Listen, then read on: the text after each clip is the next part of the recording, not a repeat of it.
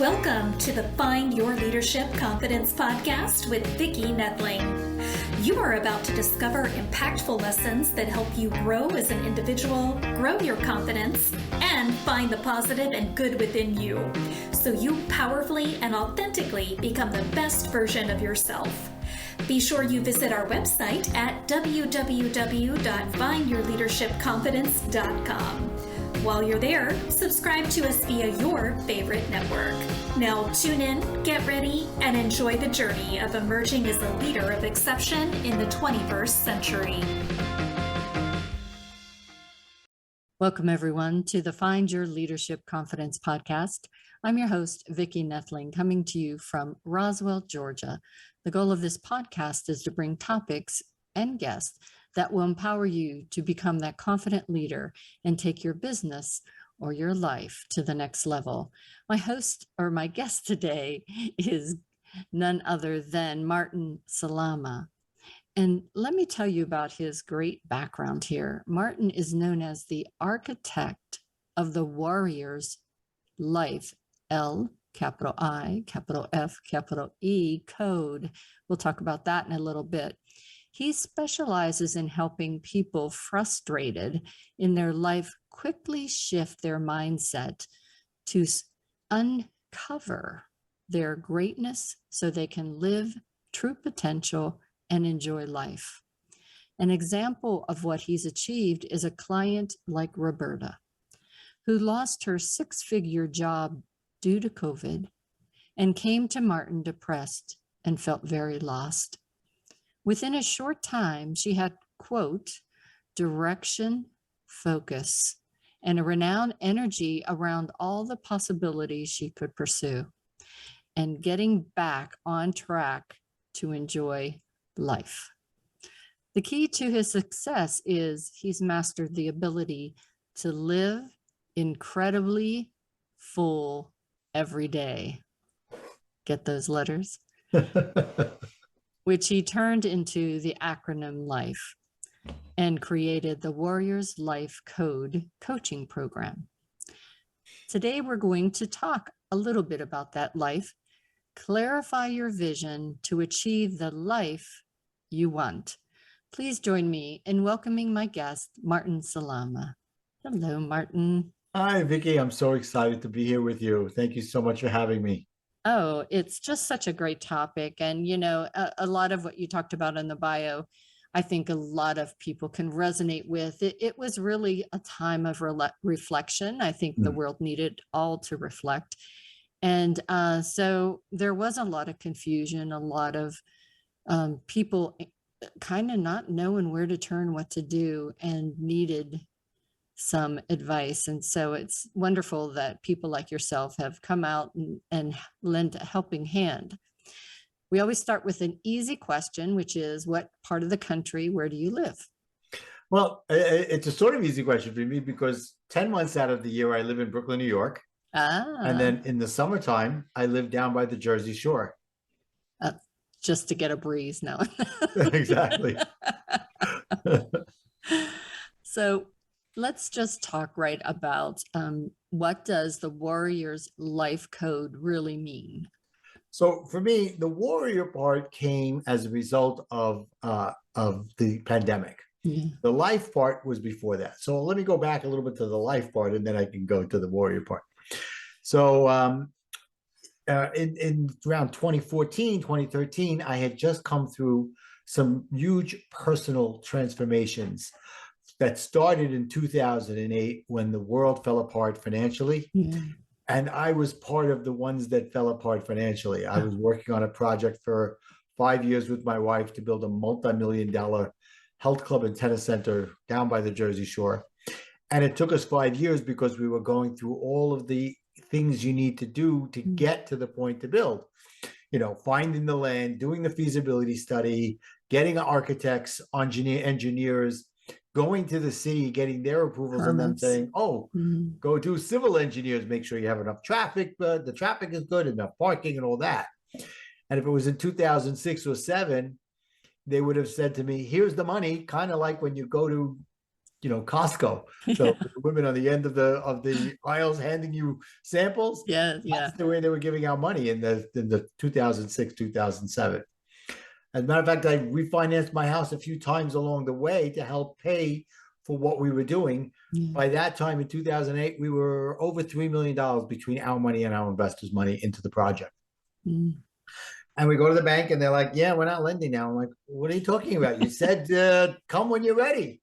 Well, the world is changing. A month later, Bernie Madoff, subprime loans, financial world falls upside down. They realized all those refinancings they were doing at higher rates were not well evaluated. And I was one of the victims. And it took me about a year to get out of that situational depression I was in. I just lost everything. I stopped paying my mortgage. I stopped paying my car payments. A few months after I stopped those things, my son says, Dad, look outside. They're towing your car away. That never happened to me before, but it was the result of not paying my car payments. So that was an eye-opener. And I guess you could say, luckily, I was in New Jersey at the time, and they were so backed up in foreclosures that it took years before they finally actually took possession of the home. So it took me about a year to get out of this between therapy and coaching. Coaching really helped a lot, as did therapy. Then I started to dig myself out of that hole that I was in, emotionally and mentally. Yeah. And I said, okay, now what do I want to do with my life? And I thought, I'm tired of being a businessman. I've been a businessman my whole life. The financial roller coaster that it put it on me had just crashed in the worst way possible. So I didn't want to go through that again. I was scarred. So I said, what do I want to do? And I thought about it, and I realized that my best times, my happiest times in the business world or in the outside world, outside of my own personal life, was getting involved in community events, which is kind of personal, but it relates to what I'm doing here. So I said, okay, what did I love doing about it? And I loved being the leader. I love keep people coming in and saying, I'm not sure what I can do. How can I help? And I would show them. And I realized I was a coach. So I said, why don't I just go become a life coach and get paid for it, and do something I love doing. So it wouldn't be so much as work as it was, And a couple of months before coach training started, it was my 24th wedding anniversary. And my wife said, I'm done. I don't want to be married anymore. I want a divorce. Oh, wow. So I was kind of like, my mindset was like, why does everything keep happening to me? And that was because I was looking to blame everybody else for the problems that were happening in my life. So it was easy for me to put that on. I could look back now and say that. At the time, I was mad. I was upset. I felt abandoned. I said, I would try to do anything to save our marriage. And looking back now, I realized that was because I was not in love with myself. I didn't like myself, and I was afraid nobody else would. So better to have somebody who loved me a little than going out there trying to figure it out. Yeah, it was a tough time. But I went to coach training anyway. And that first weekend, they said, you don't have to be who you think you have to be. You could be whoever you want to be. And I started to peel away all of the trauma, all of the things that had held me back for all those years. And I realized that I was a people pleaser. And what was worse, I was pleasing no one. So why bother continue to be a people pleaser? It didn't help with my marriage. It didn't help with my children. It didn't help with my family. So I had to look at myself and say, well, why was I doing that? And it was my need for approval, and I would take everything personally, and I was a control freak and all that. And I would rationalize all the reasons why I was doing these things was for the greater good. And what I've come to realize that the word rationalize is really two words that I've turned around and trademarked, and I have it in one of my cards here. It's called rational lies. Oh my goodness. Yeah. And whenever you think you might be doing something that goes against your values, you'll rationalize all the reasons why it's okay. What you're really doing is lying to yourself that it's rational to think that. They're nothing more than rational lies. And, we do them all the time. It's just about being aware that you're doing them. So I think you started to talk about how you created or got to where you are. But how did you create the code itself? Right. Yeah. So now that was what got me going. So now I'm in this coaching, I'm getting divorced, I moved back to New York, and I'm changing my life around. And after a few years of doing this and going through some tough times there, I got to the heaviest ever was in my life. And because I was allowing myself to eat wrong and not exercise and all that. I needed to change it. Rationalizing it was okay. Exactly. And I said, okay, I got to switch this. And in 9 months, I lost 65 pounds. Wow. I was being coached again. I was allowing myself to get coached because I was telling myself, I was rationalizing I couldn't afford to be coached. And the truth is, I couldn't afford not to be coached. And one day I'm ADHD. So can you imagine me meditating? No. That was the 10 minutes guided meditation, and I couldn't get through those. But one of these meditation sessions, I had this download of information that I loved what I was doing in my life. And I wanted to show other people how to do the same thing. So after that, I wrote for 2 hours, and out of that came life. Live incredibly full every day. And for me, that means having a happy life and having a meaningful life. Because the two are not, they don't work together unless you want them to. People have a happy life. And to me, happy life is self-love, self-care, even selfish. And a meaningful life is giving to others, having an effect on the world, having an effect on your community. And, you know, you could be happy and not be meaningful, and you could have a meaningful life and not be happy. So for me, it's encompassing both of those. Awesome. Yeah. So that's where the life part came from. All right. So we're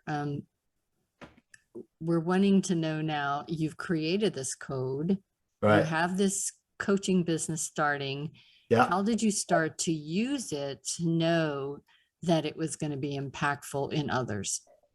Oh, so as I started to coach more with my newfound thoughts, I started trying out these things that I had developed for myself that I'd learned through going through coach training and the skills that were there. And I said, okay, how can I encompass those things that are working for me and now show them to my clients? Because what I found is the best coaches are the ones that are out there that understand, that can empathize with what their clients are going through, because in some way, shape, or form, they've gone through it themselves. Right? So that's how it started. And one of the things is because I took things personally and because I was a people pleaser, I had a short temper. So I would react to everything. And I had to learn to change that modality in my life.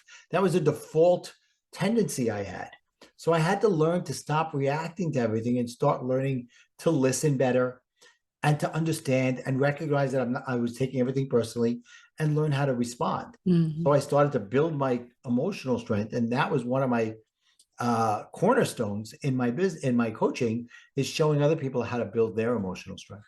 And that's true. A lot of people do have that short fuse, and they really don't understand how it's impacting everything in their life. So everything around them and within them.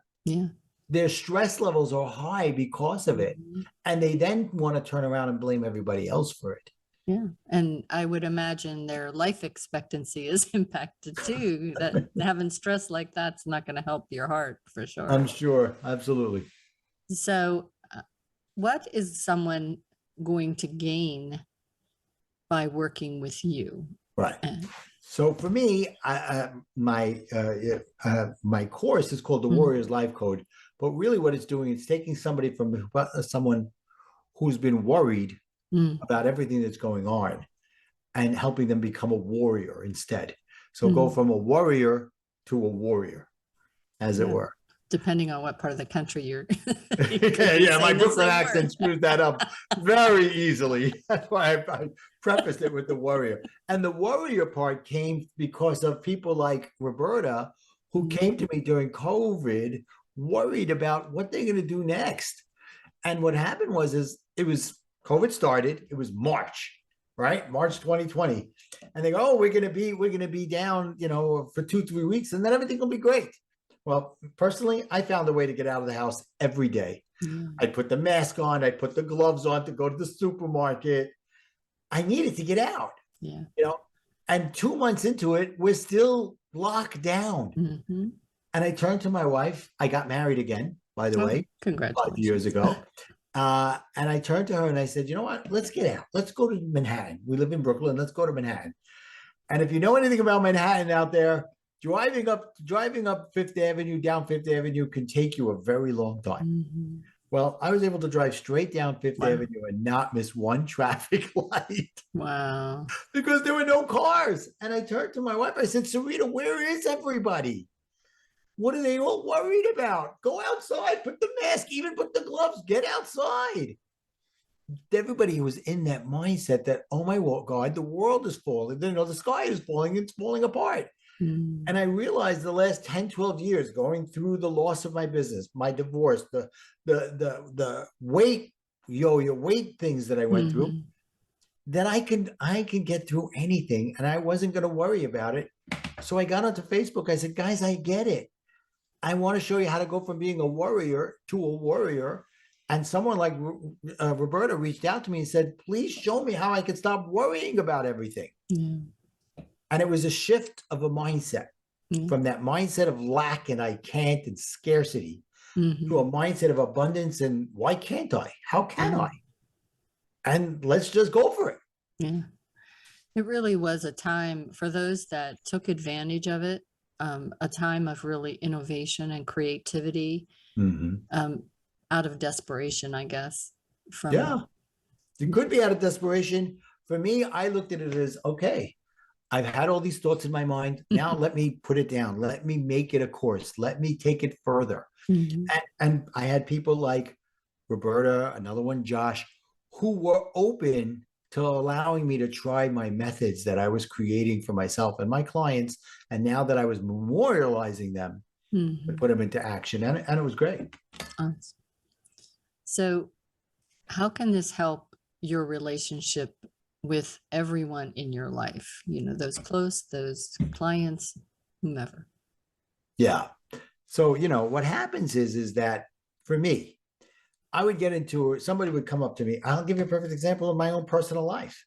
When I was getting divorced, my wife used to call me up, and she was doing this when we were married, but I don't think I realized it as much as once I started going through coach training. And she would say something like, I don't want to fight, bud.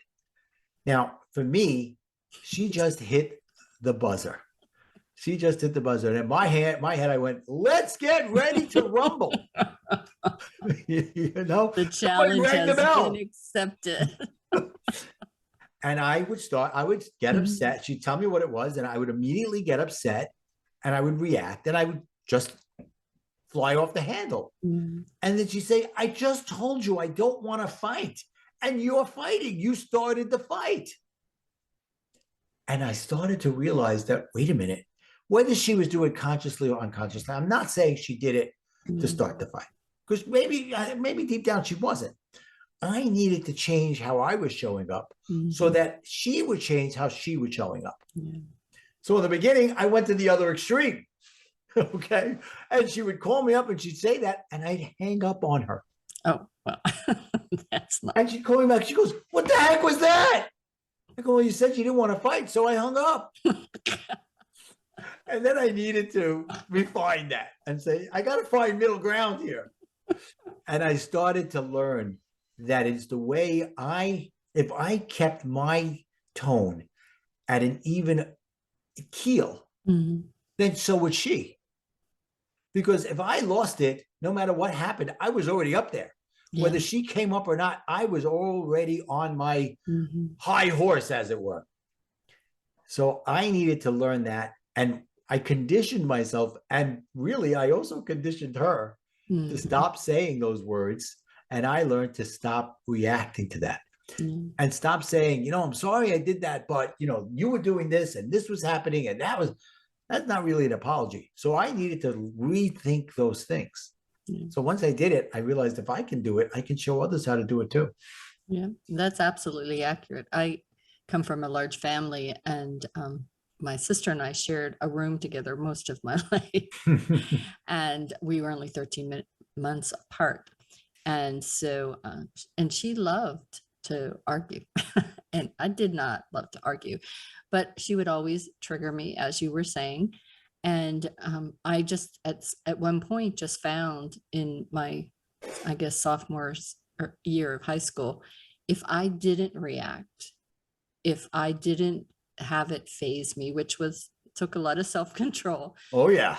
It kind of diffused the situation, and she didn't know what to do with it. Exactly. And so, it was a great life lesson that I've used throughout my career, is to not be that way.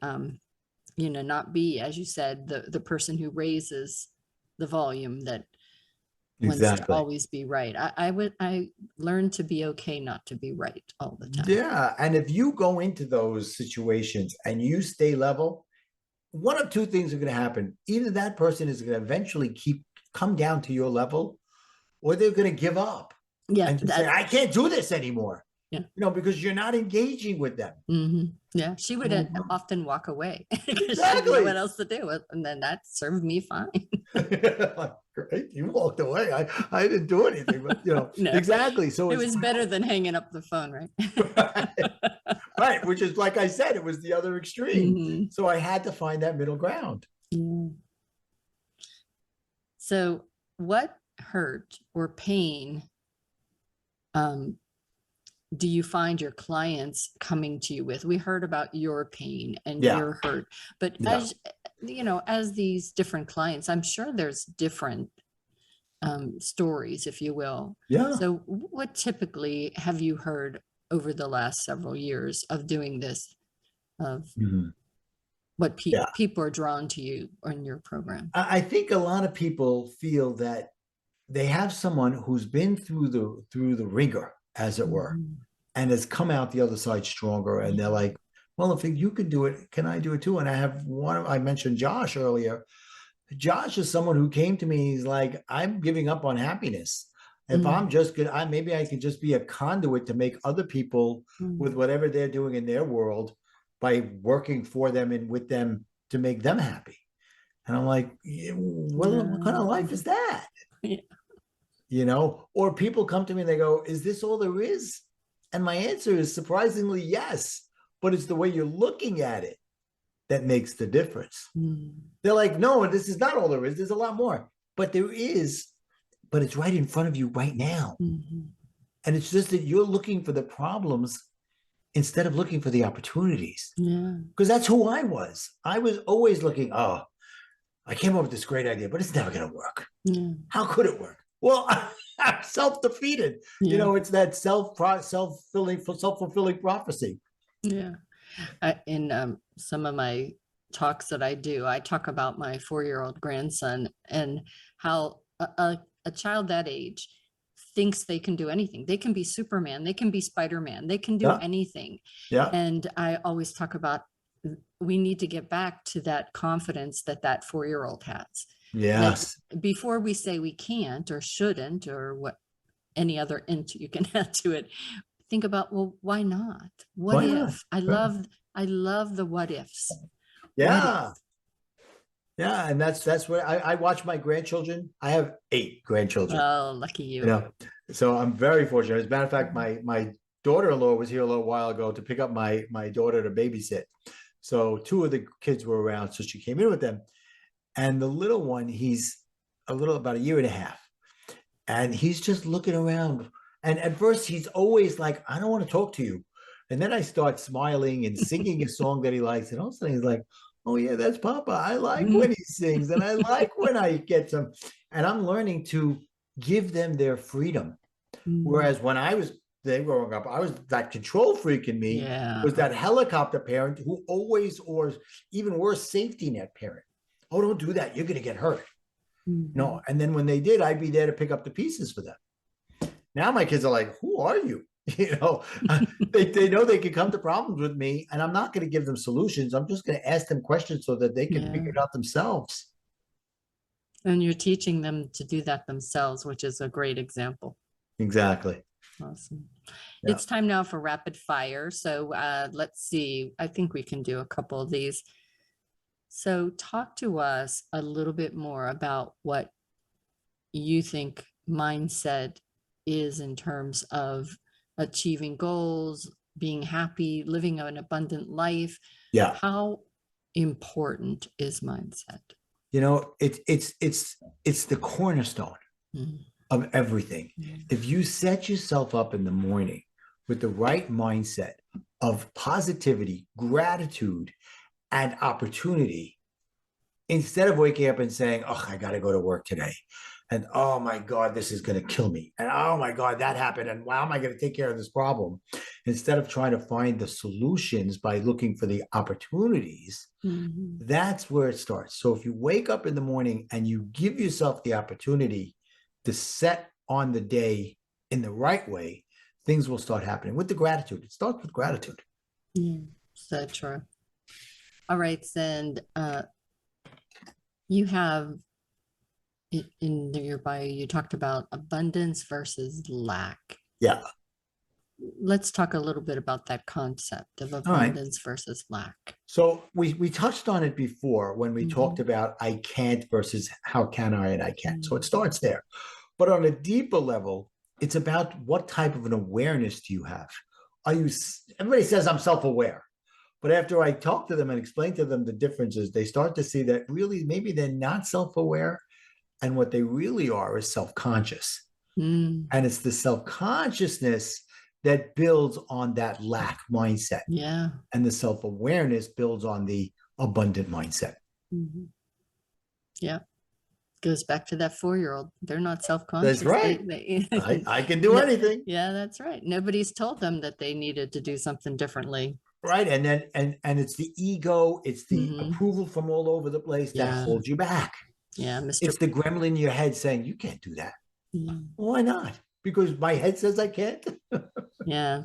And I think that's why so many people have problems brainstorming and being innovative and creative, is because they keep on thinking of, well, what are people going to think if I say this, or maybe it won't work.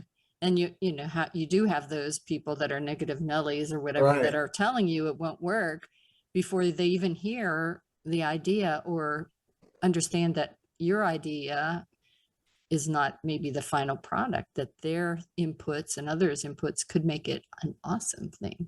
Yeah. Why don't you just change from no but to yes and? Yes. Yes.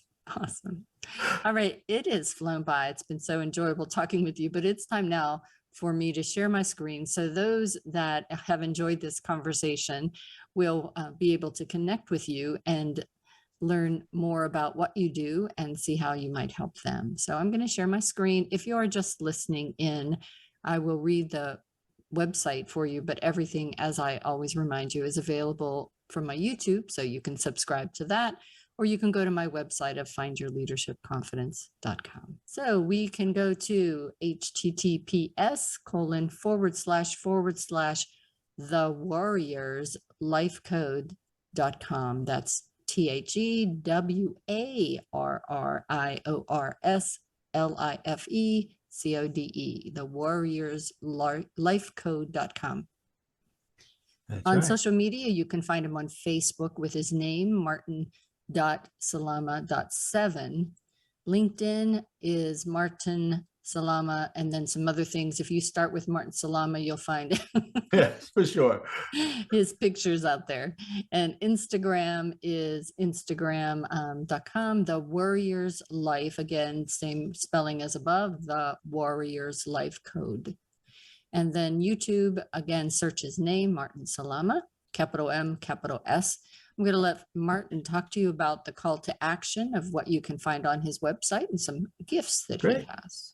Well, thank you so much. First thing is, Vicki, this has been such a pleasure being here with you. And thank you so much for giving me an opportunity to reach out to the audience. And the YouTube channel, if you want to have a little fun, just before we go into the call to action, is cooking and coaching together. I've developed a love of cooking, and I've put it in with my coaching. So you can have a lot of fun there and get the recipes. Excellent. And I put up a website called connectwithmartin.com. And there you can get access to my card deck that we talked about. My book recently came out, also called Warrior to Warrior. And there's also free gifts there, like you can download something. How about a coloring book for you and for your children Oh, on an abundant warrior mindset?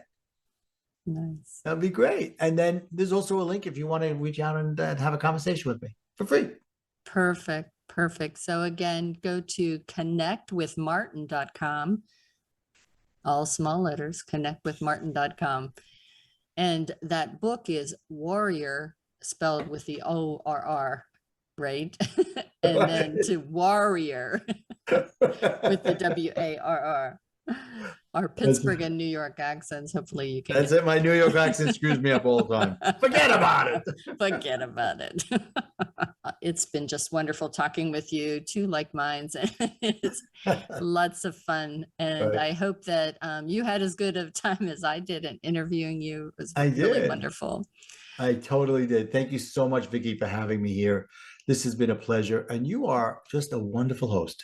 Oh, thank you so much. I enjoy this immensely. I love meeting people and sharing what they can do to help others. Right. So as I always remind everybody, life is a journey and it's up to you to enjoy the ride. This is Vicki Noethling signing off. Thank you for tuning into the Find Your Leadership Confidence podcast with Vicki Noethling, where we share impactful lessons that help you grow as an individual, grow your confidence, and find the positive and good within you so you powerfully and authentically become the best version of yourself. Remember to visit our website at www.findyourleadershipconfidence.com and enjoy even more great episodes like this one. Again, while you're here, subscribe to us via your favorite network.